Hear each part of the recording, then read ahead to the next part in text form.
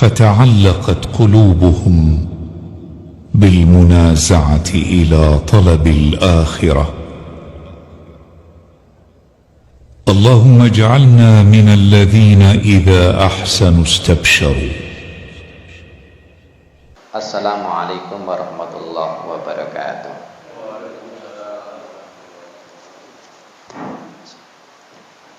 Alhamdulillah wa syukurillah,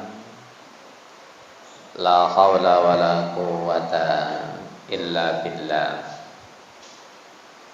Asyhadu an la ilaha illallah wahdahu la syarika lah, wa asyhadu anna Muhammadan abduhu wa rasuluhu la nabiyya ba'da. Allahumma shalli wa sallim wa barik ala nabiyyina Muhammadin wa ala alihi wa ashabihi ajmain, amma ba'du. Salat dan salam semoga tetap terlimpahkan kepada Nabi Muhammad sallallahu alaihi wasallam. Baik, Bapak sekalian saya hormati, melanjutkan kajian hadis kita, kitab Riyadhus Shalihin. Sakniki bab melanjutkan kemarin, sunnah mendahulukan yang kanan, hadis yang nomor kali nomor 2 dan seterusnya. Oke. Bismillahirrahmanirrahim. Wa anha qalat kanat yatu Rasulillah sallallahu alaihi wasallam al-yumna li tuhurihi wa ta'amihi, wa kanat yatuhu al-yusra li khilaihi wa ma kana min adzan. Hadis sahih rawahu Abu Daud wa ghairuhu bi isnadin sahih. Wa anha, di situ sanate kembali ke dhamir muttasil hadis yang pertama. Hadis itu kembali kepada Aisyah. Aisyah niku sinten? Istri Nabi Muhammad sallallahu alaihi wasallam. Sehingga tahu perilaku Rasulullah, gerak Rasulullah, wa kana khuluquhu al-Qur'an wa innaka la'ala khuluqin azim. Teruse Aisyah niku bahwa niki ceritane Aisyah. Kanat yatu Rasulullah sallallahu alaihi wasallam al-yumna, bahwa tangan Rasulullah yang kanan itu, atau tangan kanan Rasulullah al-yumna yang kanan ini digunakan untuk lituhurihi wa ta'amihi. Jadi tangan kanan Rasulullah itu dipakai untuk tuhurihi, berasal dari kata toharo. Toharo ini kenapa Bapak Ibu? Bersuci. Mulane dalam kajian fikih itu ada namanya toharoh, bersuci. Sing jenenge bersuci itu napa? Membersihkan hadas kecil maupun hadas besar. Kalau tanglet syarat sae salat niku napa? Bersuci. Salah satunya adalah toharoh. Salah satu niku jenenge al-wudu. Wudu niku napa? Ya bersuci. Syarat sah salat sebelum salat. Mulane wudu niku syarat sah sebelum salat. Wudu. Nah, jadi Rasulullah itu, jari Aisyah, tangan kanan Rasulullah itu dipakai untuk tuhur, toharah, untuk bersuci. Yang kedua, wa ta'amihi, dipakai untuk makan. Ta'am itu berasal dari kata makanan. Nah, berarti makan itu harus kita pakai tangan kanan. Tapi godaannya Bapak Ibu, apa menes kadung ketemu konco suwe gak ketemu reunian atau halal bihalal, atau mungkin yang sifatnya kundangan, atau kadung ngobrol begitu lali lupa. Maka sering saya pakai contoh sederhana yang setiap hari dilakukan orang. Iku sing duwe agama kadang lali, apa meneh sing gak duwe agama Islam. Contohnya sing namanya ote-ote tahu isi itu enak apa mana saya anget gitu. Nah niku jujur mawon. Kemudian ada cabe lombok niku, kemudian ada petis. Kira-kira dalam prakteknya apa Bu Pak? Praktek kehidupan itu loh, kanan kiri mesti megang gini apa mboten? Nah, sing tangan kanan megang napa Bu biasanya? Napa? Lombok nggih, lombok. Tangan kiri megang napa? Ote-ote atau tahu isi. Yang ngoten saya. Nah. Baru nok tengah ini kanten petis atau pokoknya ya apa carane petis iku wis kena dhisik, ngono sing ngono. Nah, artinya napa? Dalam praktek kehidupan ini ngoten. Jadi ada yang cabenya dulu dimakan tangan kanan, satunya tangan kiri baru ote-ote, petis, ditutulno balik maneh. Artinya napa? Antara tangan kanan dan kiri ini dia pakai untuk makan. Tapi dawuh Rasulullah sing bener ya napa? Ya kudu selalu pakai tangan kanan. Apapun alasannya, walaupun di situ ada cabai, ada petis, ada ote-ote, tahu isi, ya tetap harus pakai tangan kanan. Akhirnya guyonane ngeten, Pak Ustadz, kalau toh saya pakai tangan kanan, koncoku wis oleh 5. Nah, aku kok lagi oleh 1. Akhirnya gak keduman, koncoku wis oleh wakeh, sudah dapat banyak, ya makan macem-macem. Dan mosok aku dapat 1, ya suwe-suwe kari aku ketinggalan. Begitu. Nah, ini namanya al-adah. Adat niku napa? Kebiasaan. Sing jenenge adat kebiasaan itu susah ditinggalkan karena sudah kejadi ada kebiasaan terus begitu. Dan kadang-kala lupa. Lupa ketemu konco dan dalilnya kalau itu tadi. Nah, nek aku pakai tangan kanan Ustaz, walaupun ada cabai, ada tausi sama petis, yo kari aku. Koncoku soleh akeh. Gitu, sudah dapat banyak.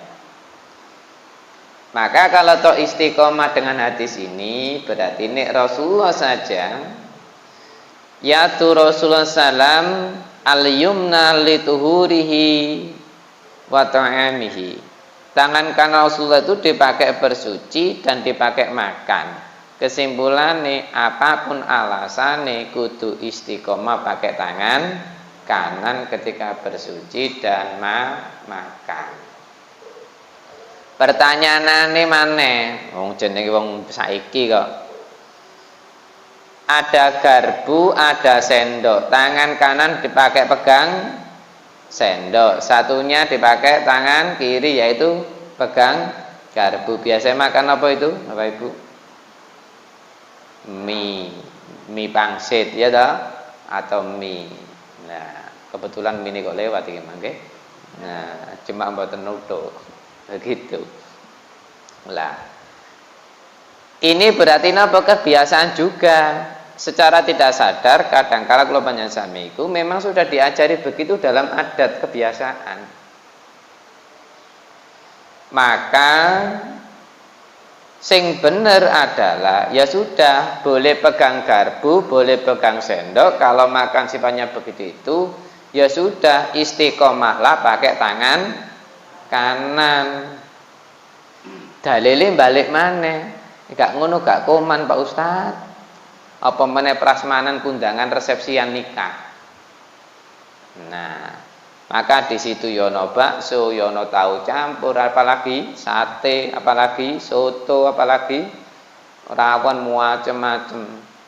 Kadang-kala buwo mok 50.000 wis muter panganan. Iya kan? Jadi semuanya diratani. Itulah keadaan orang-orang sekarang.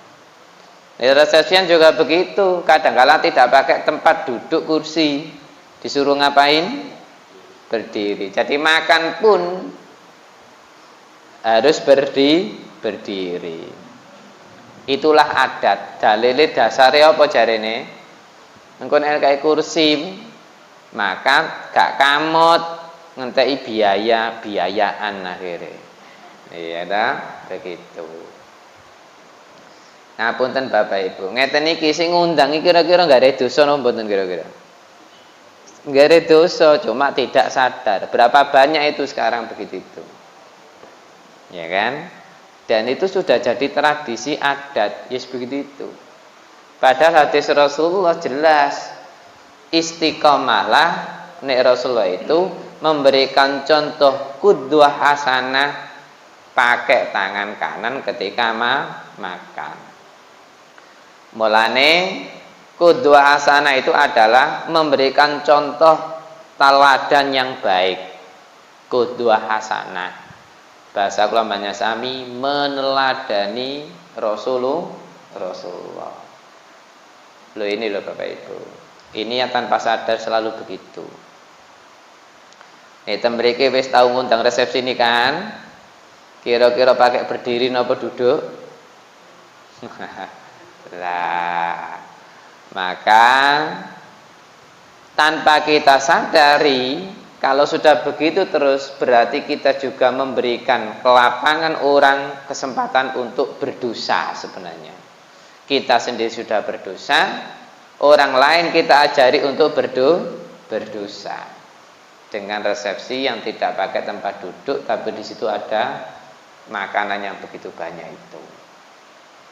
Jadi dosane wis akeh, wis mangane gawe tangan kanan kiri, minum maemnya tidak duduk, berdiri, berjamaah lagi. Berjamaah, kadang sak keluarga wis gak usah mangan sih. Engko nek buan resepsi ngene koncone bapak ae, engko mangan sing akeh. Buoe padahal mok 50.000. Ya kan? Nah, begitu.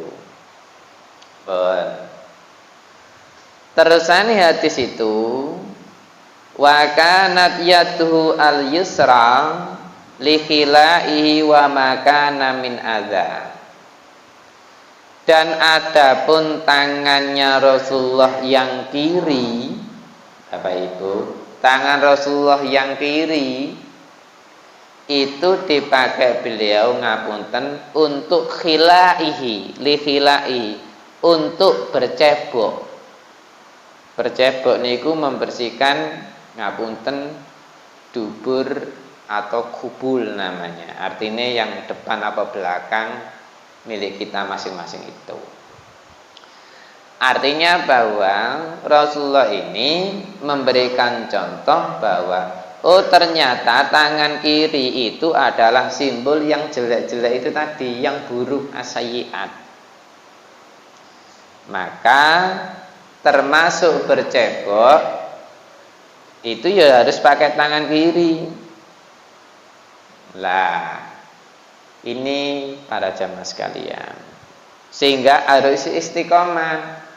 Kalau toh tangan kiri saja dipakai begitu, alangkah ngapunten nistanya kalau kita makan pakai tangan kanan kiri. Oh, pemenang gak tahu pakai tangan kanan ketika makan, selalu pakai tangan kiri. Yes. Jadi bercebok pakai tangan kiri, makan pakai tangan kiri, ya podolan. Ini yang sering dilakukan. Apapun alasannya tidak dibenarkan, ya dah, karena Rasulullah tidak memberikan contoh begitu. Berarti saniki kehidupan kita harus dirubah. Rubahnya adalah salah satunya seperti tadi, adab makan dan minum pakai tangan kanan.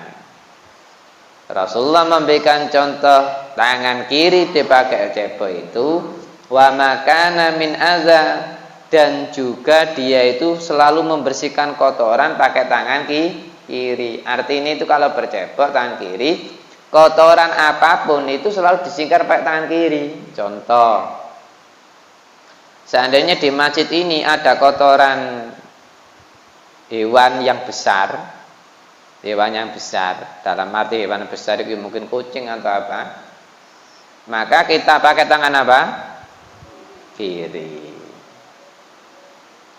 Nah, tapi ketika di masjid ini kemudian ada kundangan syukuran, maka makannya pakai tangan apa?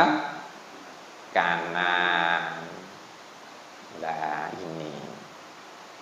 Dan hadis itu adalah sahih, diriwayatkan oleh Abu Dawud, dan selain yang meriwayatkan ini ghairu, artinya yang meriwayatkan yang lain, bisnadin sahih, sanadnya juga sahih semua. Sanad itu ya seperti an Abi Hurairah, an Aisyah, itu jenenge sanad. Artinya sandaran hadis ini adalah sahih semua. Yes, kesimpulannya berarti selalulah yang baik pakai tangan kanan, kalau yang jelek kotor itu pakai tangan kiri. Jangan dipakai dua-duanya ketika aktivitas ngapunten makan dan sebagainya itu. Hadis yang nomor 3. Wa an Ummi Atiyah radhiyallahu anha anna Rasulullah sallallahu alaihi wasallam qala lahunna fi ghazl ibnatayhi Zainab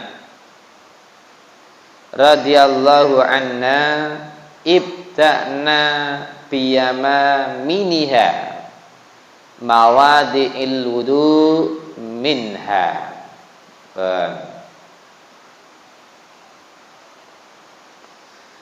Dari Ummu Atiyah radhiyallahu anha, sanad itu bahwasanya anna Rasulullah, bahwasane saat temen Rasulullah itu pernah ngomong begini, qala lahunna, pernah bicara bersabda kepada lahunna. Hunna itu dhamir muttasil kembali, dhamir munfasil kembali kepada hunna, para wanita-wanita ketika itu. Jadi Ummi Atiyah ini sampai mensanadkan begitu. Nah, jadi Rasulullah pernah menyampaikan, memberikan nasihat kepada para wanita, perempuan-perempuan, fi ghasli ibnatihi Zainab, ketika memandikan putrinya sing jenenge Zainab. Berarti ngapunten, posisi Zainab ini bagaimana? Memandikan. Ngerti memandikan? Berarti memandikan berarti sudah nggak bisa ngapa-ngapain, berarti posisinya sudah apa itu? Almarhumah karena perempuan. Nah, karena perempuan, Rasulullah memberikan taklim, pelajaran kepada para wanita-wanita muslimah ketika itu, Ya toh? Apa yang ia bilang ketika memandikan Zainab putrinya Rasulullah itu? Ibta'na biyamaminiha. Para wanita-wanita, mulailah dari anggota tubuh yang kanan. Makanya ketika memandikan jenazah, ya toh, kira-kira dari yang kanan dulu apa kiri dulu? Atau awur-awuran? Saiki kan selang ngono nek keran mesin buang terus anyune serotan begitu. Ya kan? Apapun itu teknisnya, apakah pakai selang, sanyune buanter dan sebagainya, atau pakai gayung, maka jar Rasulullah ibta'na bimayaminiha, maka mulailah dari anggota tubuh yang kanan, sebelah kanan. Berarti mulai dari kepala, mata yang kanan, tangan yang kanan, turunlah badan, kemudian kaki kanan. Setelah bersih, baru yang kiri. Nah, laki-laki ini adalah aturan fikih. Begitu.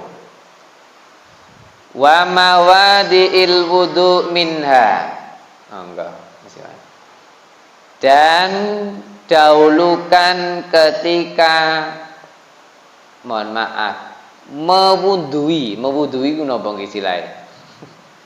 Napa? Mensucikan. Nah, maka juga ketika sudah dimandikan tadi, yang sebelah kanan kemudian sebelah kiri urut, setelah itu berwudu. Toharohnya ditutup dengan wudunya tadi.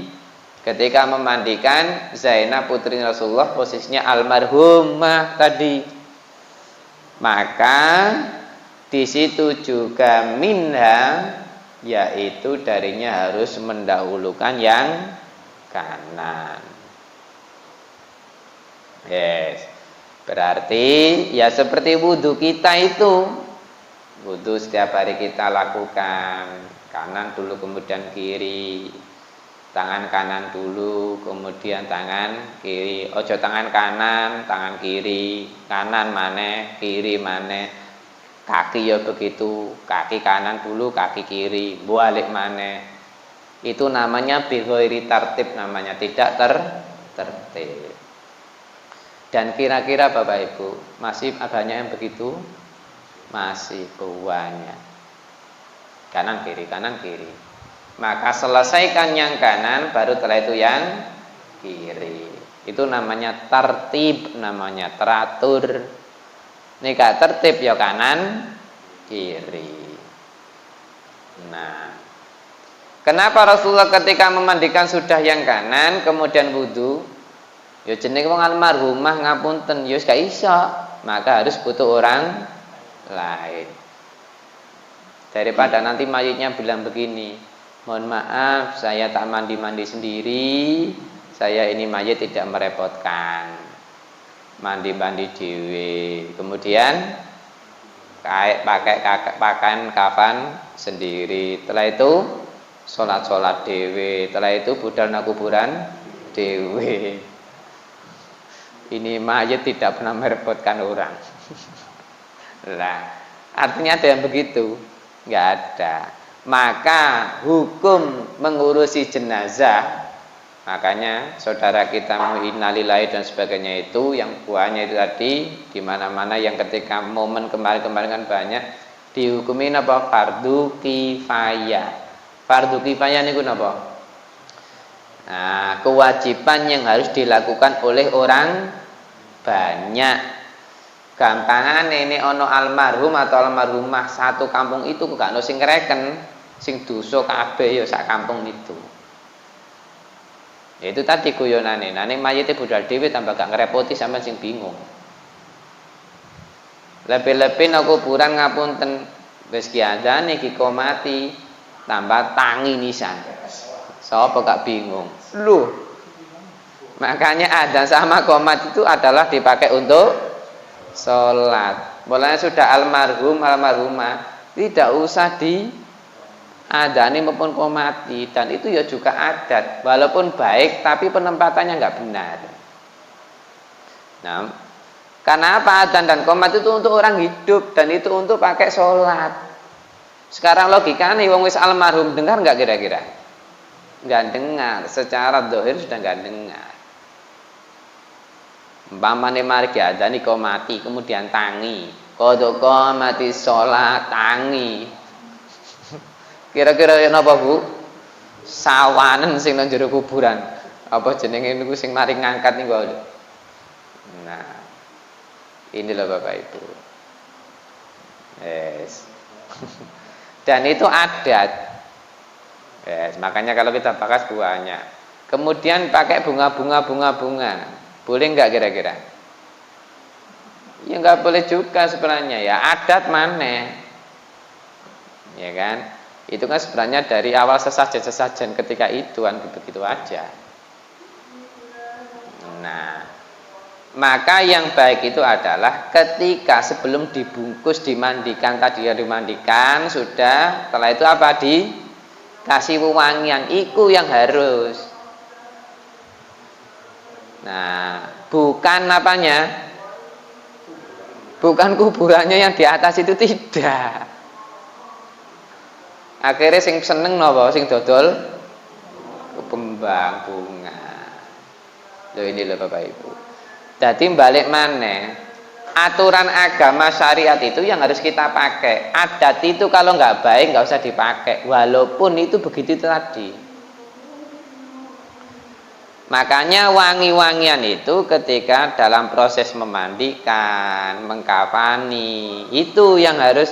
Saiki mandi pakai sabun, kita memanusiakan mayit itu tadi bahasanya seperti masih hidup, jadi wangi temen. Pakai sabun, pakai keramas, kemudian hukune diketoki, ya kan? Sehingga benar ya kita benarkan. Kemudian kafan juga begitulah. Jadi kalau toh ngapunten kadang pendosone dikai napa? Kembang, dipayungi nisan. Nah, ini yang sering terjadi di masyarakat. Melayu, woyo. Tidak dibenarkan. Nah, kemudian melempar pakai apa ini? Uang kericil raja-raja itu. Nah, jadi koyok-koyok lempar jumroh. Sing seneng napa? Arek cilik. Dungane akhirnya balik mana? Gak ono sing mati mana iki. Dadi ngandalno uang kericik niku wau. Lah ini loh kadang-kadang dengan harapan apa? Adatnya itu ketika itu. Ini adatnya tidak benar, berasal dari non-Islam sebenarnya, adat. Dengan harapan ketika melempar uang tadi maka dosane iku lugur, jatuh, keyakinannya begitu. Jadi kericik 1000, kericik 500, pucuk piur begitu, dengan harapan dosanya akan rontok. Jarene malaikat cek enak ya aku nok sogok recehan, cek murah jarene malaikat mungkar. Nah, mungkin. Nah, sama dengan begitu akhirnya. Lah malaikat kok disogok itu. Disuap. Nah, ini yang adat-adat begini masih banyak di kalangan orang Islam. Ya begitu itu. Ngapunten Bapak Ibu. Ini yang harus kita pahamkan. Mulane paham agama yang benar, Islam itu tadi, biar apa? Manhaj kita ya benar. Biar apa? Paham kita tidak salah. Nek wis salah, nyalakan orang. Makanya harus kita kaji. Nah, tanpa kita sadari adat itu selalu berbenturan sama syariat agama. Sekarang agama yang jadikan pedoman atau adat, nah itu yang jadi masalah. Nah, itu yang sering terjadi begitu tadi. Nah, dan itu real di masyarakat masih dilakukan. Padahal kalau sudah meninggal itu ya pesannya ya sudah. Persaksian orang itu baik atau tidak, baik, muslimah, muslim, amalnya ibadahnya baik-baik. Nah itu persaksian. Yang kedua tentang hutang piutang, itu yang penting. Jadi nggak penting itu pertanyaan dalam kubur diulang ajari, itu nggak penting. Ngerti pertanyaan dalam kubur? Nah, sebulan nanti kalau udah kesini man robbuka, maka jawablah Allahu Rabbi dan lain-lain itu tadi. Nah akhirnya apa? Jadi sing dengarkan tadi, enak diulangi mudin. Jadi meneh gak usah sholat, wis latihan iku wae. Wae meninggal dhek mari ngono lho, kerpekane nandi kok Pak Mudin nang dhuwur. Guyonane akhire ngono. Lah balik maneh. Jadi logikane niku seakan-akan dia ketika hidup di dunia itu iso ngerpek. Nah nek wis ngoten niku wong amal kok. Man rabbuka. Keliru, buka rokmu gak nggowo kan alat. Lah ini kadang-kadang guyonan tapi ini gak ngenangan ya lah iya. Iya ya. Begitu. Lah makanya ini adat yang sifatnya ngapunten, tidak benar. Nah yang parah itu tadi. Kadang-kadang ngapunten sing ngerti agama ya ngajari nisan. Iya kan? Begitu. Bahasa saya sing ngerti agama ngajari itu tadi. Ngaten mawon mugi-mugi bermanfaat barokah. Amin ya rabbal alamin. Subhanakallahumma bihamdika asyhadu an la ilaha illa anta astaghfiruka wa atubu ilaik. Walhamdulillah. Assalamualaikum warahmatullahi wabarakatuh.